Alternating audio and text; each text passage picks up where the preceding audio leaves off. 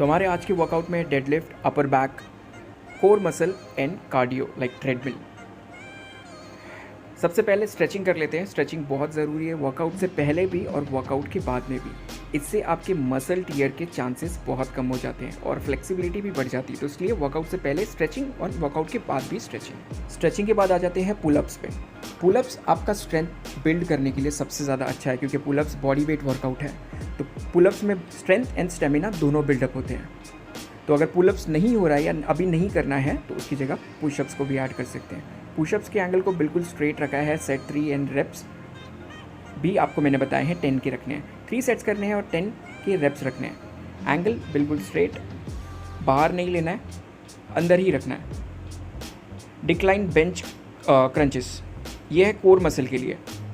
Dips करने के बाद आप इसको भी एक बार एक्सपीरियंस कर लेना। अपर एप्स और मिडिल एप्स,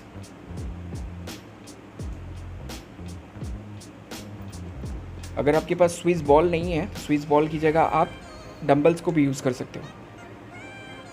5-5 के रेप्स में 3 सेट करने हैं या फिर 10-10 के रेप्स में 3 सेट करने हैं।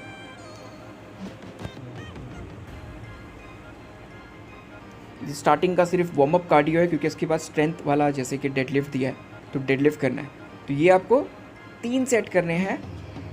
5-5-5 क्रंचेस यानी कि नॉर्मल सिटअप्स, उसके बाद डंबल्स लेकर के क्रोल करना है, मतलब यानी कि इसको ट्विस्ट करना है। बॉडी के एंगल को देख लो, उसी तरीके से करना है। थोड़ा कोर पे यानी कि एब्स पे बहुत गंदा प्रेशर पड़ेगा और थोड़ा सा लव हैंडल पे भी प्रेशर पड़ेगा।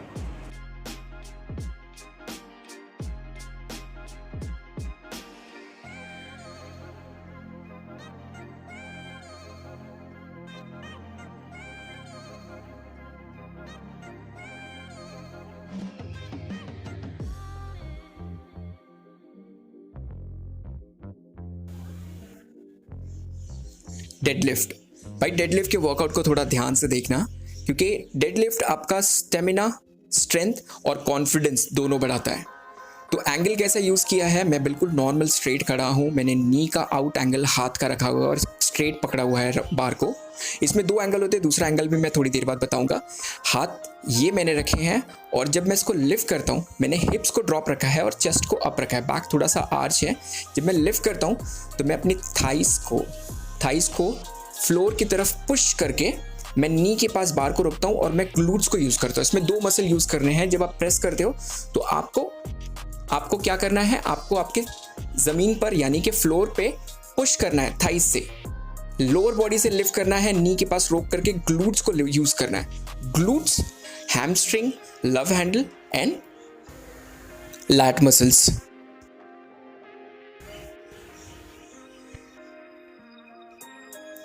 अभी मैं ग्रिप स्विच करूंगा। ग्रिप स्विच करने का एक रीज़न ये भी है कि अगर वेट बहुत ज़्यादा है तो हाथ से रॉड नहीं छूटता। तो ग्रिप स्विच कर भी एंगल बिल्कुल सेम रहेगा। हिप्स ड्रॉप रहेगा। मैं बार बार आपको एक ही बात बता रहा हूँ कि जब भी आप बार को नीचे रखो तो अपने हिप्स को ड्रॉप ही रखना। हिप्स को ड्रॉप रख करके ही फ्लोर से पुश करना है, नी के पास रोक करके देन हिप्स को लिफ्ट करना है। बिल्कुल सिंपल है, बहुत ही आसान है भाई। इतना स्ट्रेस मत लेना, क्योंकि ये वर्कआउट एक्सपीरियंस करते करते ही आप सीखोगे। ये देखो, मैंने ग्लूट्स को पूरा यानी कि पीछे की तरफ पूरा पुश करना है, जिससे आपके हैमस्ट्रिंग मसल पर प्रेशर, ग्लूट्स मसल्स और लैट्स मसल्स पे आपके एग्जैक्ट प्रेशर आएगा। आपको जो रॉड यूज़ करना है वो बड़ा वाला यूनिवर्सल रॉड, जो चेस्ट के लिए हम लोग रॉड नॉर्मली यूज़ करते हैं, उसी रॉड को आपको यूज़ करना है डेडलिफ्ट के लिए।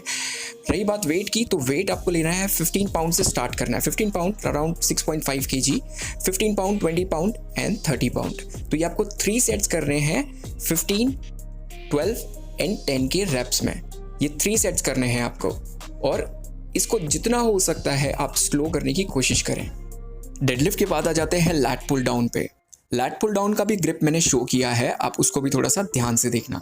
जब मैं नीचे की तरफ बैठ करके मैंने अपने पैरों को लॉक किया तो मैंने अपने बैक को आर्च की तरफ रखा है, आर्च एंगल में रखा है, और चेस्ट को लिफ्ट करके रखा है।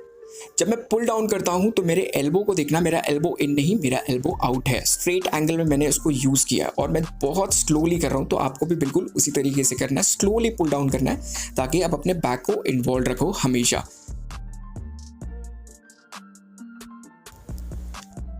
वेट्स अभी जितना आप यूज़ कर रहे हैं उतना ही आप यूज़ करो। लाइट वेट में हैवी रेपिटेशन और हैवी वेट में आपको लाइट रेपिटेशन यूज़ करना है। 3 सेट करने हैं इसके, तीनों सेट में आपको वेट को बढ़ाते जाना है, यानी कि वेट को इंक्रीज़ करते जाना है। तो अगर आप लाइट वेट कर रहे हो तो आपको हैवी रेपिटेशन जैसे कि 20 रेप्स करने हैं, और वेट बढ़ता है तो आपको 15 करना है, और अगर और वेट बढ़ाते हो तो आपको 10 रेपिटेशन करना है। तो ये 3 सेट करने के बाद हम दूसरा वर्कआउट करेंगे।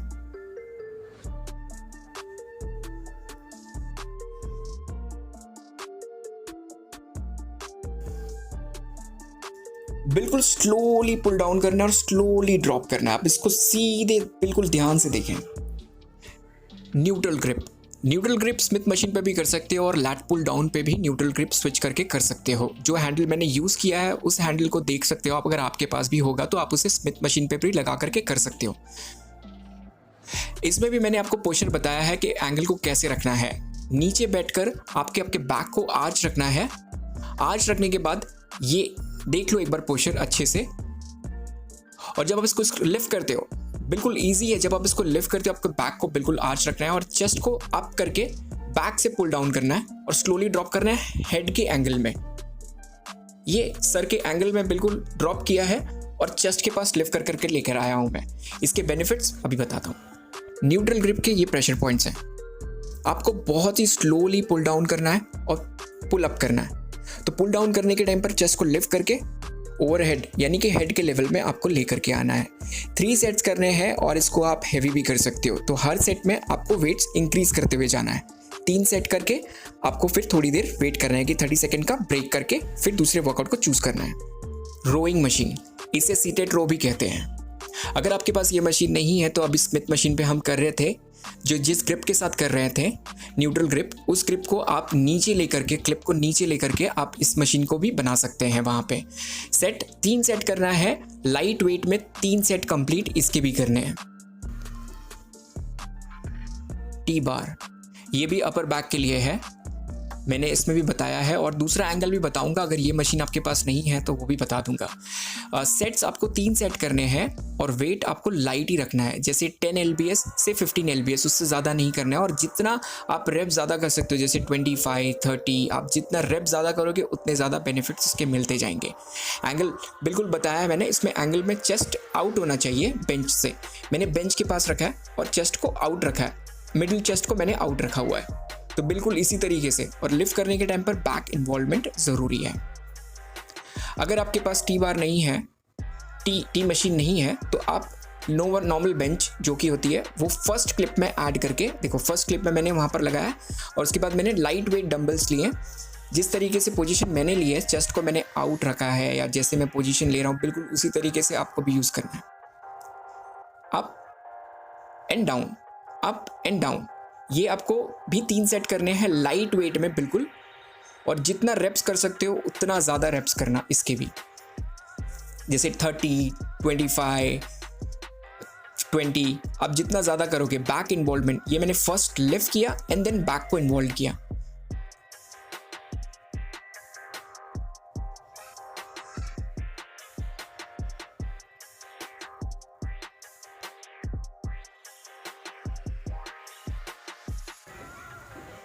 टी बार मशीन के बाद आ जाते हैं हम लोग रिवर्स फ्लाई मशीन की तरफ। पेडेक मशीन भी कहते हैं, चेस्ट फ्लाई के लिए जो यूज़ होती है। इसमें क्लिप्स होते हैं, इस क्लिप को पीछे की तरफ पूरा पीछे रखना है। जैसे कि मशीन में मैं बता रहा हूँ आपको बिल्कुल वैसा ही करना है, इसे पूरा पीछे रखना है और उसमें हैंडल दिए हुए। सेट अपने हिसाब से उसको सेट करना है, आपके हाइट के हिसाब से। मैंने अपनी हाइट के हिसाब से सेट किया है, तो आपको भी आपके हाइट के हिसाब से सेट करना है, ताकि आपका चिन जो वो बेंच है वहाँ पर आपका चिन सेट हो जाए। 3 सेट इसके भी करने हैं कंफर्टेबल वेट में, थोड़ा हैवी और थोड़ा लाइट होना चाहिए। तीनों सेट में भी आप स्विच कर सकते हो वेट को। और हाथ, एल्बो बिल्कुल स्ट्रेट होने चाहिए, एल्बो ड्रॉप नहीं, एल्बो इसमें अप है तो आपको एल्बो को ही अप करना है। वर्कआउट में सबसे इंपॉर्टेंट होता है कि कौन सा वर्कआउट कौन सी वर्कआउट की बात करना है, तो बस यही आपको नोटिस करना है। और इस वर्कआउट में मैंने बस वही बताया है कि कौन सी वर्कआउट के बाद कौन सा वर्कआउट ज़रूरी है मसल बिल्ड करने के लिए और आपके स्टेमिना को और स्ट्रेंथ को बढ़ाने के लिए। वर्कआउट में सबसे इंपॉर्टेंट पॉइंट यही होता है कि कौन से वर्कआउट के बाद कौन सा वर्कआउट करें ताकि मसल ड्रॉप ना हो। रिवर्स फ्लाई के बाद आ जाते हैं वन आर्म रो पे। One arm row lats muscles का वर्कआउट है। जैसे एंगल मैं यूज़ कर रहा हूँ बिल्कुल उसी एंगल को भी आपको यूज़ करना है। हाथ की डिग्री बिल्कुल नी के एंगल से जैसे मैंने जज किया वैसे ही रखना आप भी। स्ट्रेट एंगल, बैक को आर्च की तरफ रखकर थोड़ा सा बैक को आर्च रखना। चेस्ट लिफ्ट, डंबल अपने हिसाब से आपको जो लगता है 10, 15 और 20। तो मेरे हिसाब से तो इसको लाइट ही रखना क्योंकि पोस्चर ज़रूरी है सीधा करना। वन आर्म रो के भी आपको 3 सेट्स करने हैं अपने कंफर्टेबल वेट के हिसाब से, और आपको स्विच करना है left and right both side. इस वर्कआउट के बाद करते हैं यहाँ पर बैक वर्कआउट फिनिश। अब चलते हैं ट्रेडमिल पे। कार्डियो स्टार्टिंग में मैंने इसलिए नहीं दिया ताकि आप पहले ना थक जाओ क्योंकि स्ट्रेंथ का मामला था। अब आगे स्टेमिना की बारी। ट्रेडमिल 20 मिनट्स या फिर 15 मिनट्स का प्रोग्राम सेट करते हैं। आपको 3 मिनट वॉक करना है और 3 मिनट के बाद आपको हर 2-2 मिनट में 3 मिनट के बाद हर 2-2 मिनट पे आपको रन करना है। आपको सिर्फ देखना है कि आपका स्टेमिना कितना है। 2 मिनट से ज़्यादा जाता है, धीरे धीरे धीरे वो चीज़ को बढ़ाते हुए जाएंगे। स्पीड रखनी है आपको 7.5, 8 और 8.5, आपके जो कंफर्टेबल स्पीड के हिसाब से आपको चलना है। अपने हार्ट बीट को कंट्रोल करके 150, 160 के ऊपर जाता है तो टेंशन है, 150 के अंदर 145 के अंदर रहता है तो नॉर्मल है। उसके लिए डरना बिल्कुल भी नहीं। सबके वर्कआउट बहुत सिमिलर से होते हैं, लेकिन हमारे वर्कआउट में स्पेशली ये पार्ट है कि कौन से वर्कआउट के बाद कौन सा वर्कआउट करना है। तो मैंने उसी तरीके से प्रोग्राम बनाया है। आपके आने वाले वर्कआउट भी उसी तरीके से प्रोग्राम में बनेंगे। मुझे ज़रूर बताना कि आपको वर्कआउट करके क्या फील हुआ।